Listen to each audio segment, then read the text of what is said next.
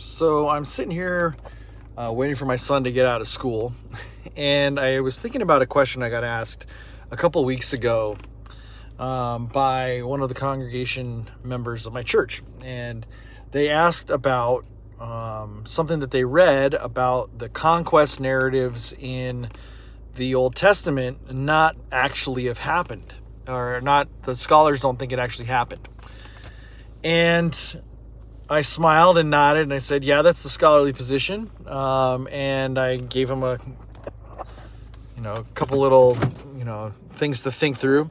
But that question got me thinking about how we respond to that, and the different ways you can respond to that, and how scholars actually would respond to that.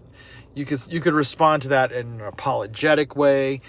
You can respond to that in a scholarly way. And so I was sitting here thinking about, okay, what are the ways that we would respond to that? What does an apologetic answer look like versus what does a scholarly answer look like? An apologetic answer starts with, well, yeah, they did happen. So therefore I have to go look for how to prove that they happened. The scholarly question is more like, okay, so the consensus in critical scholarship is that these events didn't actually happen. So then the question would be, okay, so then why did these people tell these stories? Why were these written down? Why were these curated amongst their scriptures?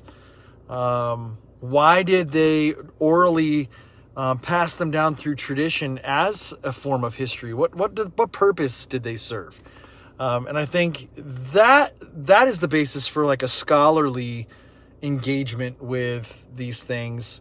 And an apologetic engagement is more like, okay, I'm assuming they did happen. Now I got to go figure out how to, put all these pieces together and make sure I know that, I can explain how they happen, even if I have to make up some stuff, even if I have to throw out scenarios until they stick, kind of a deal. So the difference between the apologetic and the scholarly is the apologetic starts with, you've already answered the question, now you do your research. The scholarly is, I'm going to do my research and come to a conclusion and see what happens. And so I was thinking about the different ways you approach something like that.